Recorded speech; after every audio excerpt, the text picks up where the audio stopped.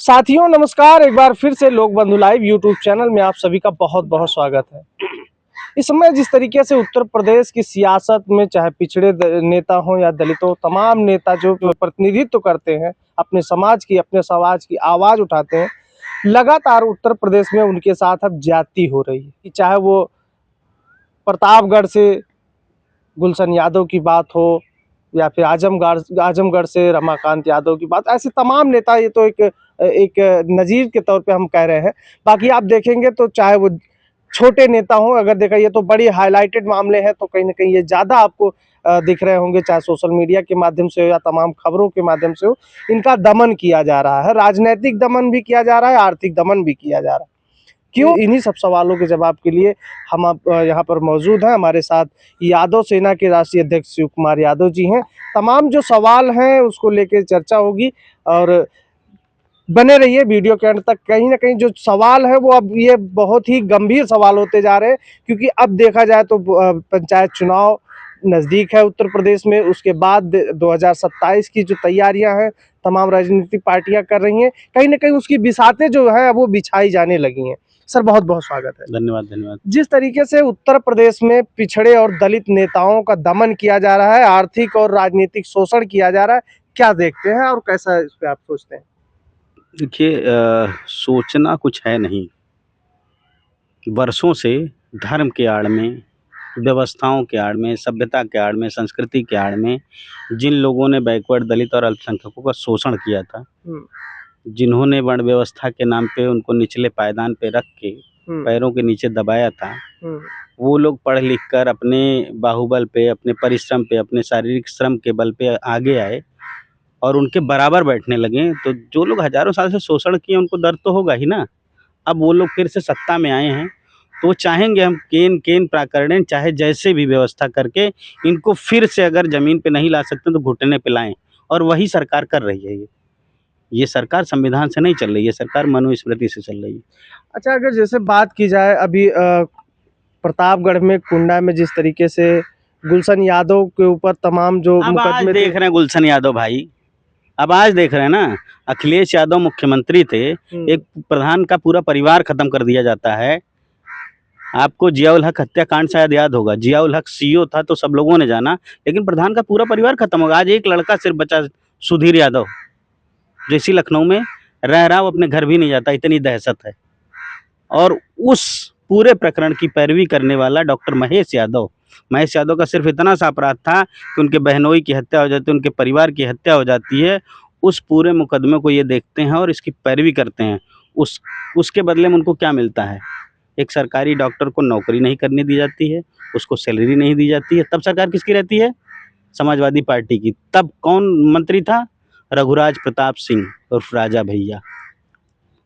अच्छा, अगर हमने जो आस्तीन के सांप पाले हैं ना, वो आज अजगर बन के हमको निगल रहे हैं। वही काम हो रहा है। आज कुछ दिन पहले ही आपने सुना होगा कि अखिलेश यादव जी ने कहा कि मुझे मायावती जी का फैसला नहीं बदलना चाहिए था। जी जी, उन्होंने प्रेस कॉन्फ्रेंस में और इस प्रकरण को लेके हम लोगों ने अखिलेश यादव का आवाज घेरा था। हमने कुंडा में महापंचायत की थी, तकरीबन 8 से 10 हज़ार की भीड़ थी। लोगों को लगता था कि राजा भैया के खिलाफ कुंडा में कोई नहीं आएगा, लेकिन 8-10 हज़ार प्रताड़ित लोग आए थे। उस विषम परिस्थिति में एकदम दहशत का माहौल था, कोई जबान खोलने के लिए तैयार नहीं था। आज तो पूरी सामंती व्यवस्था उन सबों के पक्ष में है।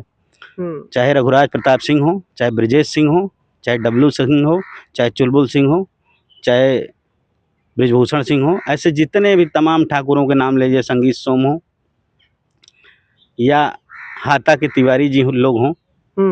आपने देखा होगा प्रेमचंद वाला प्रकरण, याद है कि नहीं याद है? ये देखने के बाद भी कि समाजवादी पार्टी का ब्राह्मण हो, बसपा का ब्राह्मण हो, सपा का ब्राह्मण हो, भाजपा का ब्राह्मण हो, कांग्रेस का, सब लामबंद होके प्रेमचंद के हत्यारों को न्याय दिलाने के लिए उसके घर टेंट लगा के रुपए इकट्ठा कर रहे थे और यादवों को नेस्तनाबूद करने की धमकी दे रहे थे। लेकिन हमारे लोग क्या करते हैं? उसी तिवारी का हाथा खतरे में आ जाता तो हाथे के लिए संघर्ष करने लगता है। शर्म आनी चाहिए तुम लोग को। तुम लोग चुल्लू भर पानी में डूब मरो। उन नेताओं को खासकर कहना चाहता हूँ जो सत्ता के साथ भाजपा में बैठे हैं, अरे तुम लोग चुल्लू भर पानी लो, नाली बह रही है इस शहर में, कहीं नाली में जाओ, नाक रगड़ के मर जाओ। जो तुम समाज के साथ खड़े नहीं हो, किस लिए तुम आ गए हो भाजपा में? इसीलिए ना कि समाज सुरक्षित रहे, समाज की बात कर सको। तुम कर क्या रहे हो? तुम दलाली कर रहे हो अपने हिस्से की, उनके जूते में, मनुवाद के जूते में रखी हुई खीर सिर्फ खा रहे हो। तुमको अपने समाज से मतलब नहीं कि वो भूखे पेट है, कि उसके शरीर पे कपड़ा नहीं, कि उसकी हत्या हो जा रही, कि उसकी बेटी बहन के बलात्कार हो रहा, कोई मतलब नहीं। अच्छा, हम एक चीज जानना चाहेंगे, जिस तरीके से आप कह रहे हैं, आपको क्या लगता है कि जो ये दमन हो रहा है, ये क्यों हो रहा है? क्यों हो रहा? मैंने बताया ना कि सदियों से व्यवस्था की आड़ में जो लोग शोषण किए हैं, जो आपको नौकर बना के रखे हैं, वो लोग आज अब आपको अपने बराबरी पे हजम कैसे कर पाएंगे भाई? जब उनकी सत्ता नहीं थी, उन्होंने हजम किया किसी तरह से आपको। आज वो सत्ता और व्यवस्था में आए तो आपको फिर से वही लाना चाह रहे हैं। या तो आप खत्म हो जाइए लड़के मर के, या व्यवस्थाओं से आपके खत्म कर देंगे, या फिर आप उनकी शरण में चले जाइए, उनकी गोद में बैठ जाइए कि हाँ साहब आप ही हैं जो कुछ है, तब तो ठीक है।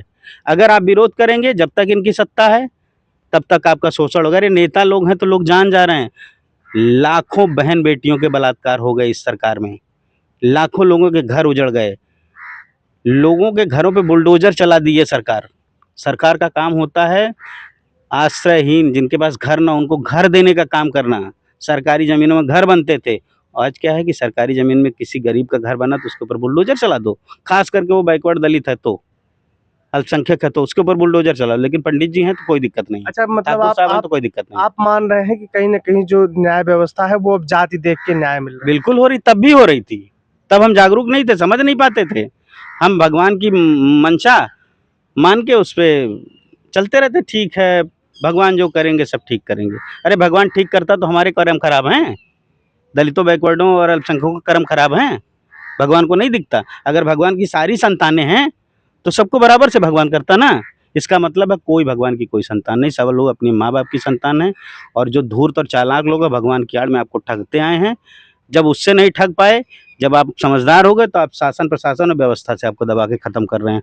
आज बहुजन समाज अगर जगेगा नहीं, चाहे जो हो, ये बहुजन समाज में 85% लगभग 7,500 पौने 8 हज़ार जातियाँ हैं, अगर ये जगी नहीं ना, तो अलग-अलग तिल-तिल मारी जाएँगी, और ये मुट्ठी भर, कहने को 14-15% लोग, ये आपके ऊपर शासन करेंगे। अच्छा, आपने अभी जब परसेंटेज की बात की, जातियों की बात की, तो ये अगर देखा जाए तो जिस तरीके से आप बता रहे हैं कि जो सामान्य जातियाँ हैं, उनमें तो 3 भाग हैं, 3 या इससे द कुछ ज़्यादा भी हो सकते हैं। लेकिन आपके पिछड़े में इतनी जातियाँ हैं, कैसे आप एक पर हो पाएँगे? किस तरीके से आप सोचते हैं?